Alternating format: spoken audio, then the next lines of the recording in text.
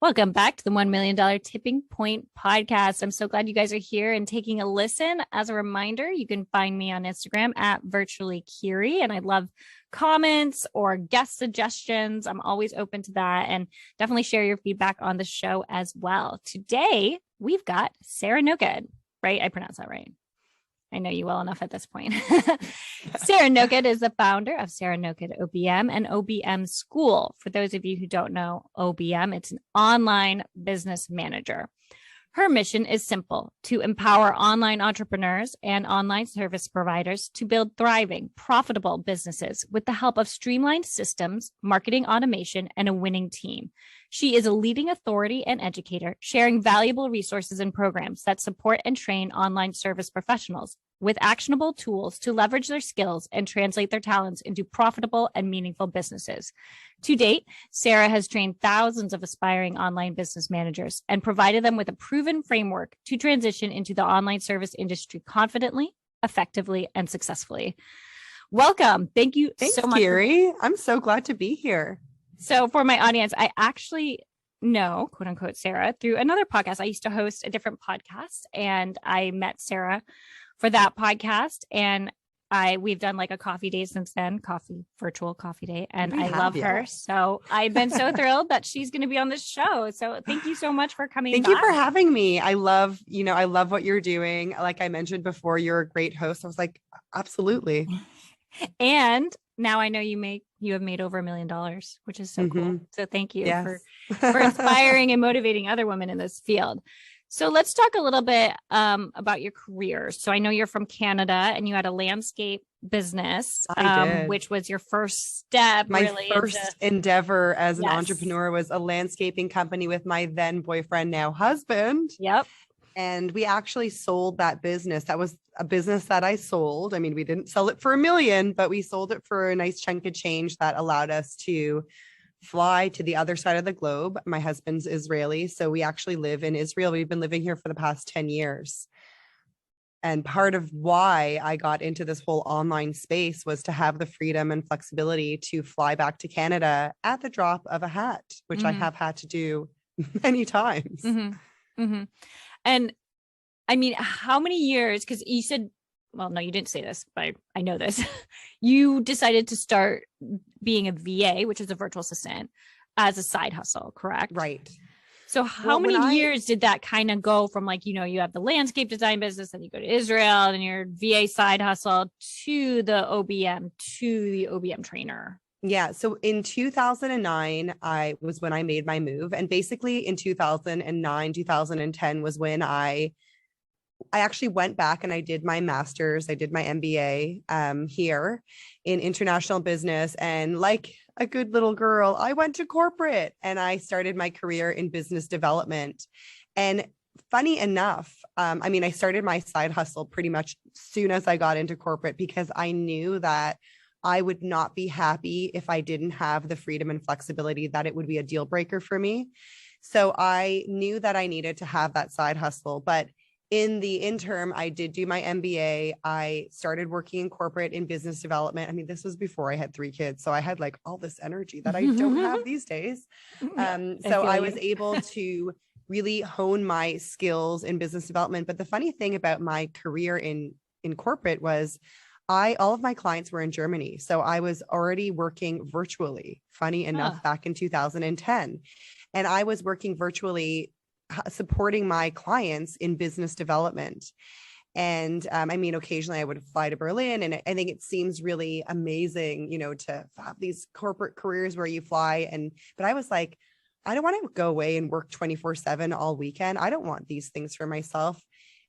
Here corporate is, 9 to 6. I'm like, how am I going to pick up my kids from school every day? This is not going to work for me. So my side hustle started right then and there. And it was way, way, way before I knew what an online business manager was. And in retrospect, and when I look back at what I was doing with clients, it was 100% OBM. Because of my natural inclining. Like, I had already had a business. I was managing a landscaping company. I was managing my husband. We had another partner at the time, and we had, teams of guys that were going out and, mowing lawns and doing landscape projects. So I was managing, an operation. So naturally, when I was working as a VA, OBM, service-based support provider, I mean, at the time I was saying yes to everything, which I never advise my students to do. But I was like, I was just trying to get as much experience as I could. And I even worked for free, dare I say it. Why do you recommend people don't say yes to everything? Because I was a yes person, and it actually, I think, helped clarify exactly what I wanted to do with my business. Yes. So why, and I have heard this before, you're not the first person. I just feel like it helped me. Like, yes, it was hard. And there were a lot of hard conversations I had to have when I had to let go of clients. There was stress for me, but it also helped me really figure out what I liked. Because, okay, let me say an example. I went into my career thinking I was going to be helping a certain kind of client that I really thought was my passion and what I love to do. And like within a year of working with those people, I was like, I can't stand this. Soul sucking. These are not the type of people I want to help. I personally think that there's a lot of reasons for my feeling of not saying yes. I just feel like there are a lot of online entrepreneurs in our online space. I think now post, can I say post pandemic yet? Are we in? We're close. Post of the worst of the pandemic. Yeah. I feel like the result of that has been a whole slew of new online businesses. And so I mainly train online business managers. Now, if you are a virtual based support provider or you are a VA, then yes, maybe you say yes to more things than others. But as an OBM, it's very important to be able to stay out of the weeds. And when you are constantly in the implementation, saying yes to everything, it makes you a very bad delegator. And so I really encourage my managers, my online business managers, to focus on the managerial, the delegation aspect of things. And that oftentimes means saying no in a very respectful way, but finding a more suitable person to delegate to. So I think it's just a product of not just your role and what you want to be doing. Like if you want to be focusing on managerial stuff, you have to say no to some of the implementation, not all of it, but some of it. But you also have to say no to some of the types of clients that you're working with. As an online business manager, I always tell my students, don't work with startups. Say no to startups. Startups don't have a proven business model per se. Startups don't necessarily have what to manage yet, right? I mean, it depends. I'm speaking generally here. Right. Also, clients that are in that startup phase. So let's say you've just getting started. She hasn't hit six figures yet. She herself, she's still trying to get clear on what she wants to do. Not a great not a great long-term client. And you need somebody that is in a certain revenue bracket so that they can afford to keep the manager on long-term and not just, keep them, kind of feel after a couple months that, they're not making enough money or suddenly there's been a huge dip in revenue. It just doesn't feel great for the OBM. And usually the result of working with clients like that is you have to cut corners or do things maybe not as full out as you want to be doing it because there's not the budget there. So I think it's really in the context of being an online business manager, because as a VA or as, in that space, when I first got started, I was saying yes to everything because I didn't have real instruction on what an online business looks like when it grows and what it needs at every stage of business growth. And do you think, did that look different in 2009, 2010 too than now? Yes, I think it looks the same. I just think that there's just more shady stuff happening online, honestly. I think there's like this influx of more people who want to have online businesses. So you have to be ever more careful in choosing the right clients to work with, right? Making sure that you're properly aligned with their vision. I always, even, despite maybe saying yes to things I should have said no to, I was still very much I knew innately the clients to say yes to, and those clients to be like, no, we're not a good fit because I don't really align with your vision or your mission or what you're carrying out into the world. I think there's a lot more business. There's a lot more tech. There's just a lot more of everything. So I feel like you need to say no even more now than maybe then. I think I know innately too. And then sometimes I ignore it. And then that's exactly. It's like sort of ignoring that niggling feeling, like as women and as people, I think we have to use our compass, our emotional compass, whatever, we have to really follow that and listen to that. And I always, not always, but a lot of the times I didn't listen to that when I was just getting started because I was in a scarcity mindset. And that's, I think, the problem is being in this mindset. Well, if I say no to this client, then what's going to happen when the next client comes along? So anyways, what happened to me in corporate was I basically side hustled for 3 years because, Kiri, I wasn't working with the right client. So I was never making enough money. Like I definitely wasn't getting to my 1 million tipping point at that point, right. At all. You know, it wasn't until I started to really identify that ideal client, which I had explained before, met all this criteria. Then I was only from there was I able to start really building a stable business as an online business manager, focusing on services related to management with my own team that could definitely do some of the implementation, like the VA, the graphic designer, the developer, all those contractors. But it wasn't me. I was just, flexing that delegation muscle. I think I want to understand this a little bit better. Did you have the landscape business at the same time as the corporate job, as the same time as you were doing side hustle? We sold that business. That was sold I before ran the landscaping company for about 3 years after I finished university. Humanities undergrad here. What do you do with a humanities undergrad? You build a landscaping company. And I've always had the entrepreneurial, bones in my body, right? Oh, so. Well, I didn't think that was true of me. And then I'm here. But which is funny because my dad is actually an entrepreneur. Right. So I guess my dad too, and my grandparents as well. We came from a long line of entrepreneurs. Okay, where did you get this idea for an online business manager OBM school certification? So when I started to scale as an online business manager, I started to really rely heavily on team because at this point I started having babies, right? I had Ella in 2013. So I suddenly got to a situation where I couldn't manage all the things on my own. So I started bringing on employees.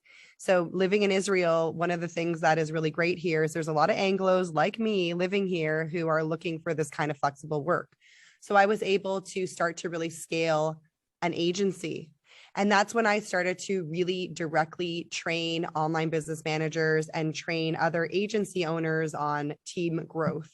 So team growth and OBMing became something that I really prided myself on, I guess, from that point of education and helping other women and some men, because I have had guys on my team. I have a guy on my team right now. But I was really interested in scaling the product side of the business, but also being able to still serve clients as an online business manager. So that really formed the foundation of what ultimately became the OBM School. And in 2021 was when the OBM School was founded, but I had been running programs and courses and training OBMs for a long number of years before that. And that's what you call your product, right? The OBM. Right. Yeah, the OBM School. Yeah. So under the OBM School, we have our accelerator, which is our beginner program, and then certification, which is for advanced OBMs who want the credentials. Do you still have the agency? We still have our agency. So for a while, we worked in the intern model. I would bring on students and have them work with clients. We've done that a few times. It's a labor of love. Let's just put it like that. But I do still work as an OBM with my agency, but we do more work with very specific types of entrepreneurs. Like, for example, right now on our roster, we have a very high-end copywriter who is running Facebook ads and launching. So we're helping her with a bit of launch support and stuff like that. But it's more from the perspective of, like, I'm really happy to say now that I absolutely get to pick the clients that I want to work with. So when I'm not OBMing in my own business, I have my own OBM Tovi, but when I'm not OBMing in my own business, I do have some choice clients that I've selected because I love them and I want to work with them. And they're oftentimes dear friends from our online world anyways. So how many clients do you work with directly? What would you say your percentage of work during a week or a month goes into the school and the certification of the students, the product, as you say, versus the agency and the service? I would say it's 90% school, 10% agency. Oh, okay. Wow. Yeah. All right. Because I'm a big part of me OBMing is OBMing in my own business. Cause you know what that's like. I mean, there's no shortage of things that need to happen. And even with my own OBM, we've got an OBM on our team and 2 full-time VAs one is full-time, one is part-time, and then a few contractors that come in and out. But there's just always a lot to be doing we launch every quarter in our business. So it's constant launching. Oof. So I interviewed someone who runs a launch agency. Yes. And it's a lot of work. It is a lot of work. Yeah. So with the product, with the school, whenever I interview people who have these kind of certification programs or even memberships and stuff like that, it's always evolving.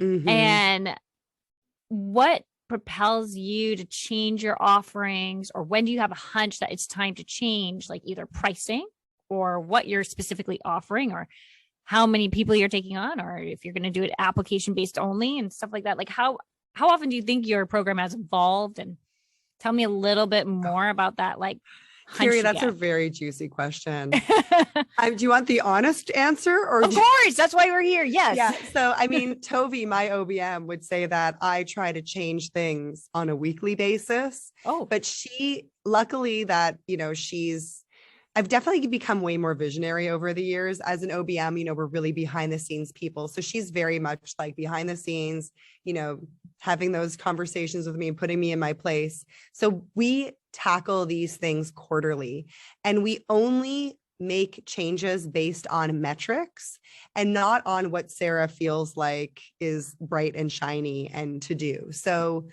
it's funny that you mentioned application, because recently we removed the whole application process from our certification program because I just felt like it wasn't really necessary, and that most of the women that were coming through, were from our community, and it didn't really necessarily merit an application. Well, they can still get on a call with me and talk to me about the program. I wasn't really keen on having that whole process in place. I felt like it might deter people from, having access to this amazing program, especially because our certification is really for, online business managers that have already landed that first client. So our whole pitch around the certification is about, you've got your first client, now you're ready to sort of scale it up. So I think, it's at the time of this recording, the program is 4,400. Maybe because I've invested much more in programs, I don't feel like it's really a high ticket group coaching program.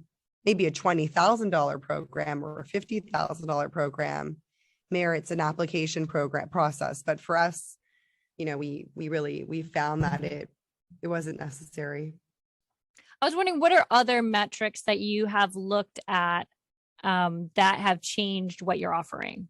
So our big thing right now, and the thing that we're working on inside of our school and inside of the certification is the student success and experience inside of our program. So just to kind of go back to that whole application program or process, we cap our program at 20 students. So most of the students that come into the program are either, and I think this is why we removed it, they're usually upgrading from our accelerator program, which is a much lower ticket program for beginner OBM. So when they upgrade, we already know them from the community, and 90% of people that step into certification have gone through our accelerator program. So that was also why it wasn't really as big of a deal. But the other metrics that we really look at are, so inside of our certification, we have 3 projects that people complete in order to get their micro credentials. And our micro credentials are hosted in Credly. And, we really, these mean a lot to us. And we want to make sure that the students that come through certification do their best to get the Credly credentials. That being said, with those particular projects, there are times when the students will sort of drag their feet on these projects. I saw on your site that you don't give any refunds. but you've had to have had at some That's point right. unhappy clients or students. I guess we should call them students. What made you lead to no refunds, and what is an example of a time where someone's been really unhappy and you've had to rectify it? Yeah, that's a good question. So we don't offer refunds because we want people to make sure that the program is a good fit for them before they step in. And so I mean, yeah, there has been times where we've had people who got into a bad financial situation, and so we've had to update their payment plan or make adjustments to their payments so that they can finish making their payments. And if somebody, falls delinquent on their payment, then we have to remove them from the program and remove them from ever really purchasing any more programs from us till the end of time, basically. So, I mean, as an online business manager, I've seen it all, as you can imagine. I've seen all the different ways of handling refunds and all these different things. And I had a client many years ago who really taught me how to be very firm with those types of students. And so that's always been my philosophy. And really, if there are complaints, I mean, obviously we ask for feedback, and we talk to our students and we check in and all that stuff. But if somebody is unhappy or something happens and they can't be in the program anymore, then it's mostly my team that follows up with things too. We have a whole SOP and procedure and policies around that. And I don't really take it personally, and I don't really think too much about it because our success rate is very high. So, I mean, look, there are people who decide that being an OBM is not for them. I mean, like people can change their mind. They're entitled to change their mind. And if they want to pull the plug on their payment plan and not stay true to their word or to their, because, especially in our certification program, we reserve spots for people. We have a capped amount of people we can let into a cohort. So, I expect that when people make this investment in themselves, that they are doing it from a place of commitment, because that's just how I am. So I guess I just assume that other people are like that. So that was an interesting thing you said. You have a capped limit. So you don't do applications, but you will have a capped limit on how many people can join. Yes. Okay. Right. Okay. That's right. It's almost and most like people are upgrading. Most people are upgrading. Okay. So I already know the students that are coming in.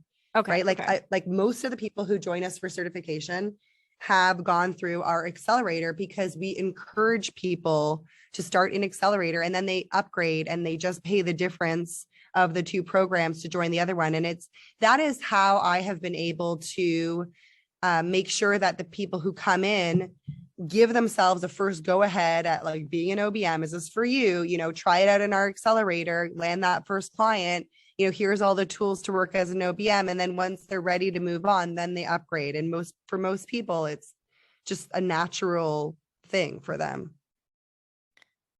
So be honest here. If you had to ballpark,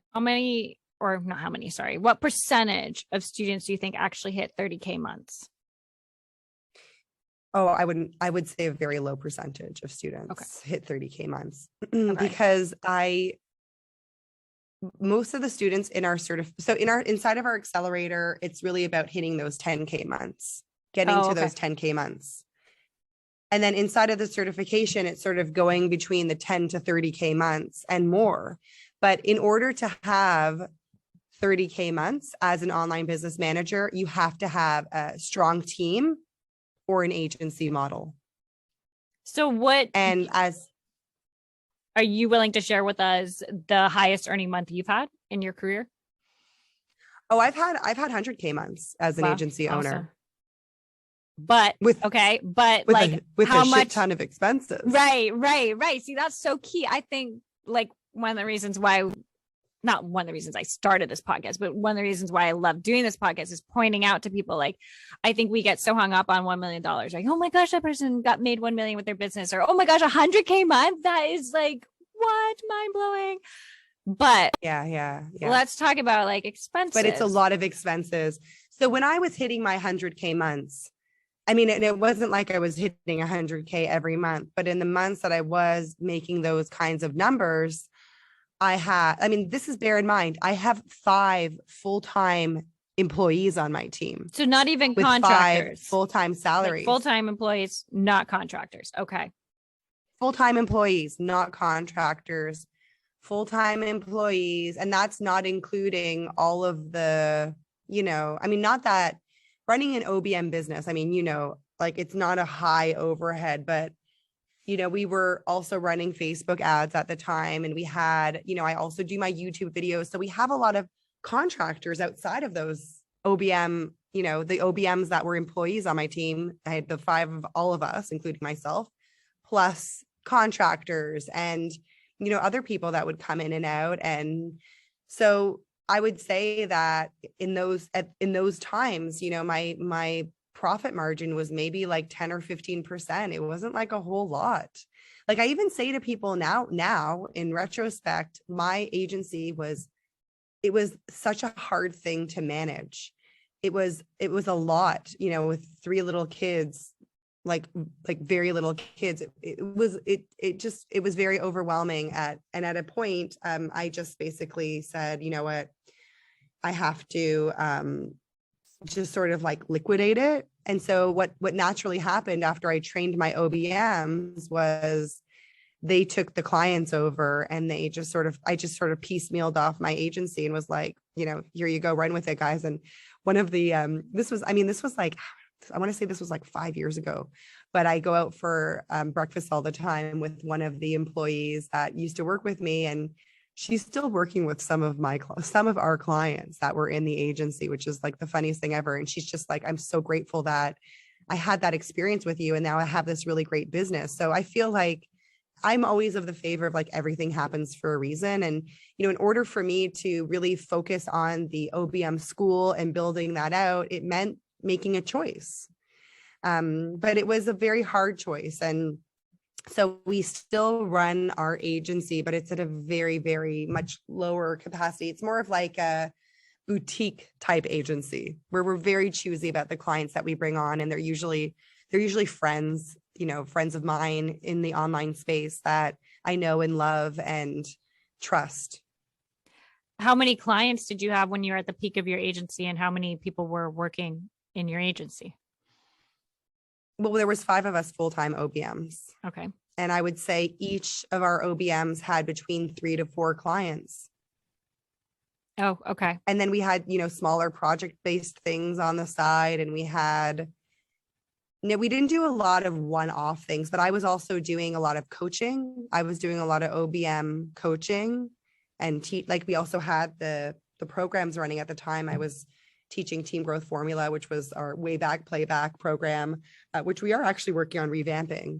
But we had programs, and I was coaching OBMs, and we had the agency, and we had most of our clients were retainer clients, but we definitely had a lot of systems build projects. So we'd have a few clients on our roster that were like full on needing SOPs, standard operating procedures in their business. So that was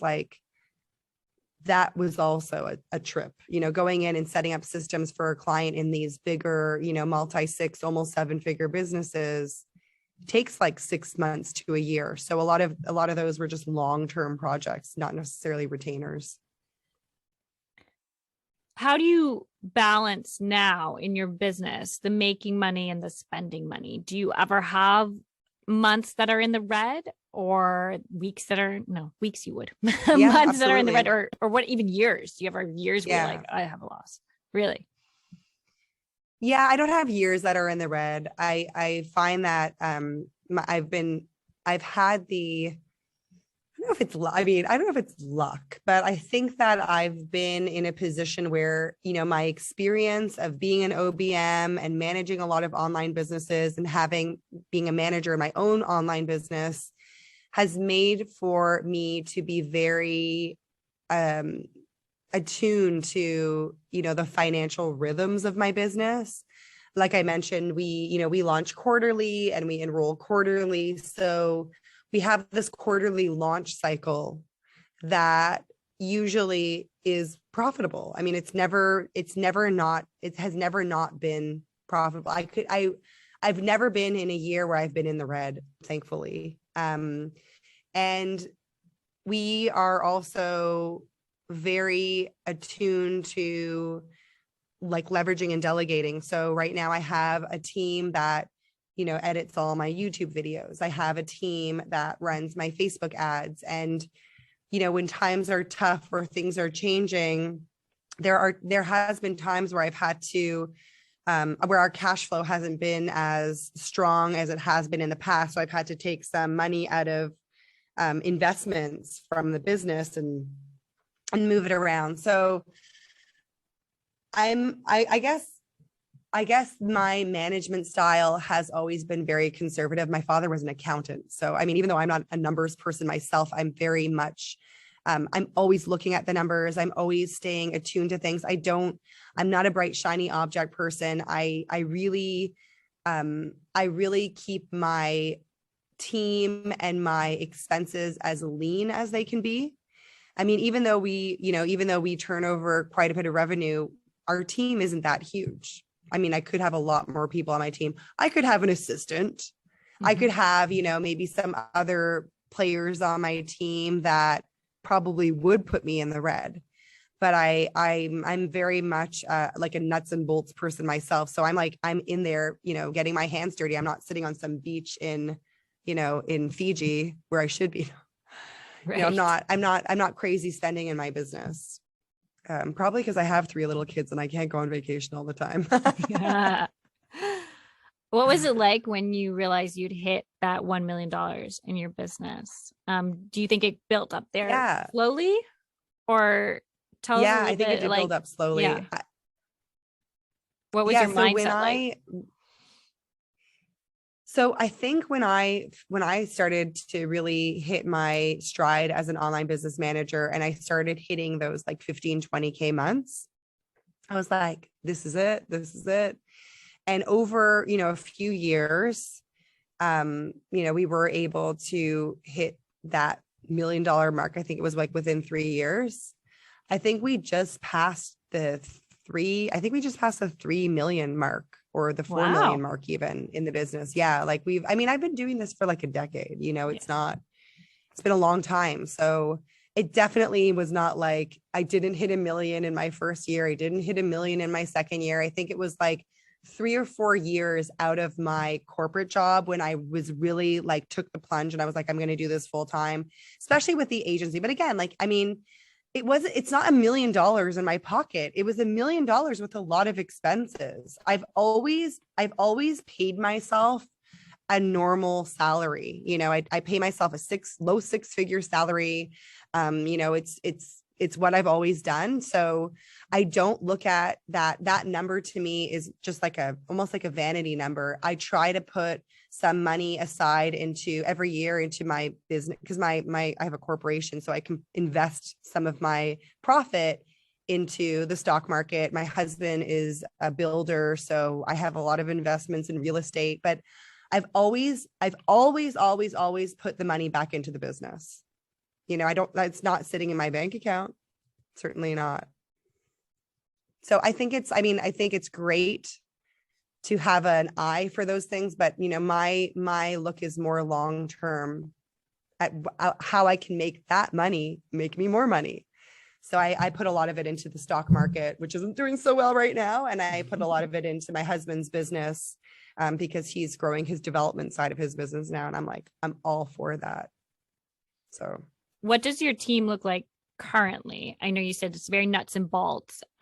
Most women that I've been interviewing have quite a robust team.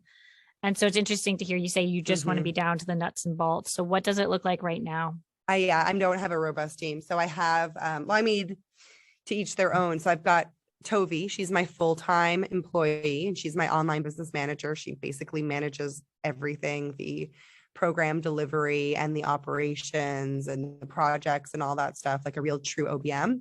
I'm sort of like the second OBM that's more like, you know, making a mess and her having to like, you know, have those honest conversations with me. And then we have 2 VAs. One is full-time and one is part-time. They're not employees, they're contractors. We have a developer on contract for a few hours a month. And then we periodically use a designer. I've got my video ads team. They're on retainer every month. And that's pretty much, and my Facebook ads team. That's it. We don't have any other team. Oh, that's not true. We have our mentors in the community. We have 3 OBM school mentors that are contractors, that are women that I've trained. And then occasionally we will bring in other students or people in the industry to do live trainings in our community, so that from time to time that shifts. Mm-hmm. But I think my core team is pretty lean. I mean, we're not, by no means are we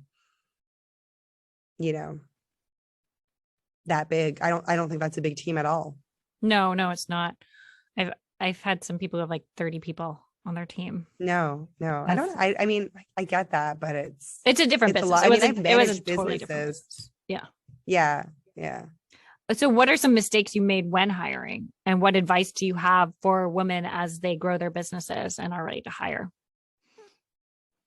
I think that the biggest mistake I see people making is they're not hiring fast enough, or not fast enough, soon enough. So, I am like hands down, the first person you need on your team is the VA. And then from there, you move on depending on what sort of recurring things you have happening in your business and where you can put SOPs in place. But hiring too slow, and also not having any standard operating procedures in place. That's a huge thing that I see people making a big mistake with. Why don't you hire someone to do the SOPs? You don't agree with that? You think you should have the SOPs in place first? No, I think that maybe because it's the way that I am, like, you can definitely hire an online business manager to do that for you. And that would be probably the smart / right thing to do. But I think that the entrepreneur that I have in my mind is that coach who is just barely getting to like 5 or 6K a month, so I think it's just sort of like, well, where are you at in your business? And yeah, there is this awkward growing phase or growing pains that happen when you're growing, where you need to bootstrap and do your own things. And I find that in my experience as being an OBM all these years, the clients that I see really struggle and have a bad time with team are the ones that have no bloody clue what is recurring in their business, what is happening in their business. So they bring on a VA, and they're like, here, fly by the seat of your pants and, do all the things. And then they wonder why the VA is literally running in the opposite direction, screaming. So yes, I mean, I'm also being attuned to the fact that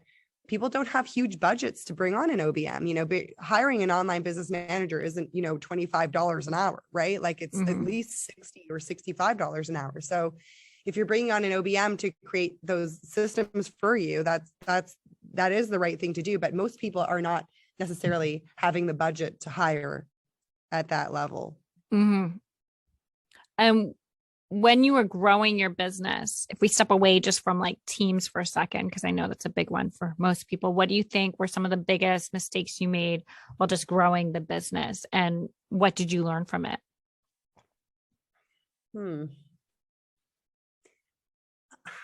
That's a difficult question.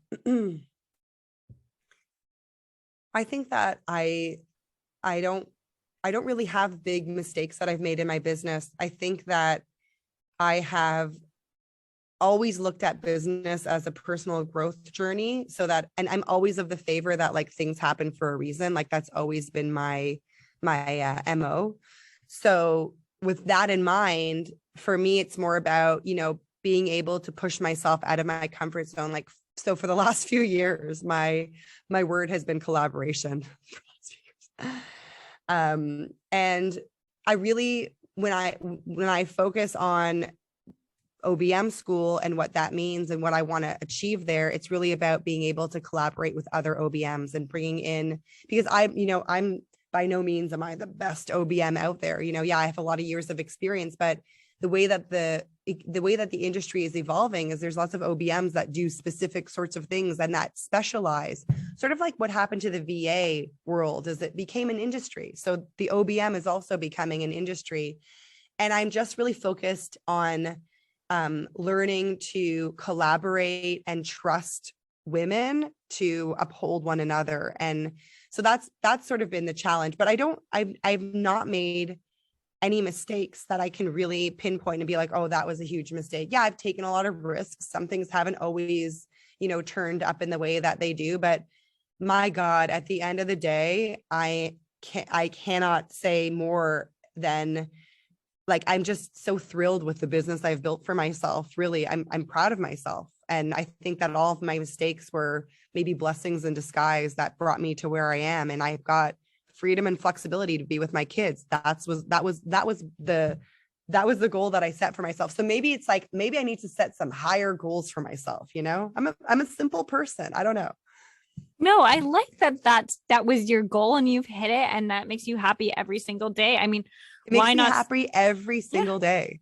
Why not set a higher goal when your kids are in college, right? Or something like, why do you need a higher goal now? And I think that's another thing I want to stress with this podcast so much is like, don't get obsessed with the money. Like, never get obsessed with the money, because the people who are successful. It has never been about the money for me. It has been wholly to give my kids the sensation and feeling of having a stay-at-home mom, because that's how I grew up.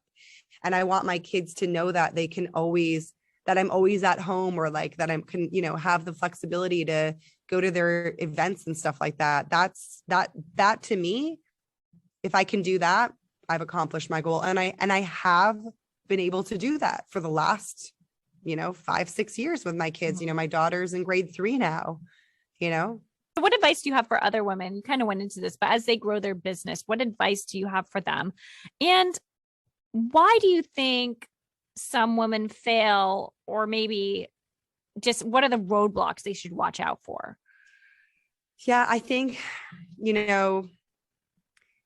you really have to want it. I think if you want to be any kind of service-based support, if you want to be an OBM or otherwise, you have to really get clear around your why. And I know this is as cheesy McCheese as it goes, but when you have a why, and for me at the beginning, it was about being able to give my kids that stay-at-home mom effect. That was really what it was all about. And it was so burning inside of me that it made me take the risks and take the chances that I otherwise wouldn't have taken. I mean, it's very easy to, for lack of better word, hide in your corporate job or just stay complacent because whatever.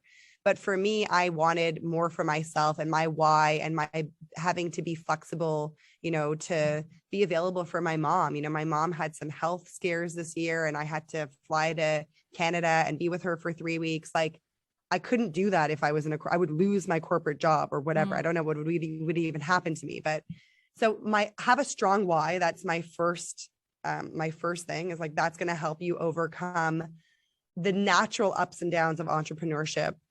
And I think that's it really. It's just have a strong why and believe in yourself that you can take the risks, and that if you fall flat on your face, which you for sure will time and time again, that you have the courage and the confidence to get up, brush yourself off, and continue walking in that or a different direction, and being able to know when it's time to pivot. So I just think that if you want it bad enough, you can make it happen for yourself. But I come from a family that has always made me feel like I could do anything. And I think that that's a big part of it, is I had that I know not everybody has that kind of upbringing, but I was lucky enough to be around a lot of entrepreneurs in my day and see different types of business models and different ways of living. And I've had the opportunity to live in different countries in my life and see different work ethics and different ways of living. And I am grateful ultimately for what I have. That's great advice. And I think in terms of the why, what I always think about and what I tell other women is like, your why also needs to be your drive and your passion, because you can have a why, but if it's not driving you, then it's not strong enough, then it's not good enough. Yeah, it's not really your why. Like making money, that's not a strong enough why. I learned, I mean, I see it with my friends in corporate who make like $300,000 a year, $400,000 a year, and they're miserable and they leave their jobs, so the money, it's not a sustainable thing. It has to be money, meaning, and freedom. That's what it needs to really hinge on. I mean, money is a part of it, right? Like we have to put food on the table. I want to be able to go to the grocery store and not worry that I can't afford the cheese because it's that expensive Italian cheese. I don't want to be in that situation. I want to eat the Parmesan cheese. Or there's like the Parmesan in the green bottle versus like the freshly grated Parmesan. You want the fresh. That's right. My husband always makes fun of me for that. That's why it's on my mind. He's like, why did you buy this little bag of grated Parmesan? I'm like, so much better. And he's like, no, just have this. Because I can't. Right. Because it's my why. It's my why, damn it. Actually, that is part of my why. It's like, I mean, it turned into my why. I like not being able, I like that I can afford things now that are like organic or businesses I support at the grocery store, which is so like small. supporting local businesses or, in the important, meaningful things. Absolutely. And my why has evolved too. Now it's like, as my kids are getting a little bit older, I'm also really much more about supporting other women have the freedom to also have this kind of life. And that's what the OBM School is all about. Yeah, absolutely. I love that. So share us a little bit about yourself. Where can we find you? Where can people find information on the OBM school that you have? And obviously we'll put this in the show notes for people as well. Yeah, absolutely. So, I mean, you can find me on Instagram, Facebook. We have our Confident OBM community, which is a free community on Facebook. And I also have an amazing starter kit for those individuals who want to be an OBM over at obmschool.com/starter. So that's a great place if you're thinking about becoming an OBM. And because we talked about SOPs, and for those business owners here that are like, damn, I need a team. I need to get my act together with SOPs and, hustle down and at least put some basic, the basic foundational ones, around the things that in your business. We have our starter kit, our SOP kit over at obmschool.com/SOP. And that's our template that we teach our students and our OBMs. And I think it's an opportunity for online entrepreneurs, offline entrepreneurs to buckle down and start to systematize, document. I should go get it just to see like what it is compared to like what I do. Yeah. I feel like you're legit. Should. Like mine is probably just thrown together. And then let me know. All right. I like to wrap up with this question, and you've kind of gone into it. But what is one philosophy, mantra, quote that you try to run your business by? Oh man, work-life balance. I'm going to the spa tomorrow. I like it. We're just wrapping up our quarterly launch and I'm taking the whole day off to go with my girlfriend to the spa. So yeah, that would be my mantra is this bringing balance to my life? Because I can be a workaholic when I want to be. Oh yeah. I think that's like the curse of being an entrepreneur sometimes is that you might start a business for like that freedom and flexibility. And then sometimes you're like, oh my gosh. I'm like, how bad do I want this freedom though? I'm not actually leveraging it. So, I always joke because my husband is a really avid kite surfer. He's he's a beach bum. And I'm like, I wish I had hobbies, I mean, I love doing yoga and I like going to the spa and doing all the things, but there's nothing really that, drives me. I think it's really about my kids. Mm-hmm. Truthfully. Well, yeah. I feel like as women, as mothers, sometimes that's your hobby for a while. Yeah. I mean, it is. Especially when they're young. It really is. So I just try to be available to them and then I have to make a concerted effort to make time for myself. Well, thank you. Thank you so much for sharing your story. Kiri. It was so much fun being on. I love it. I love it. So thank you again. And again, for all our audience, if you want to connect with Sarah, we'll have that in the show notes. And if you want to connect with me at Virtually Kiri, or you can find me on LinkedIn as well, Kiri Mohan. I think I'm the only one there. So that's the thing with my name. It's so uncommon. You can find me anywhere. All right. Thank you so much. Appreciate it.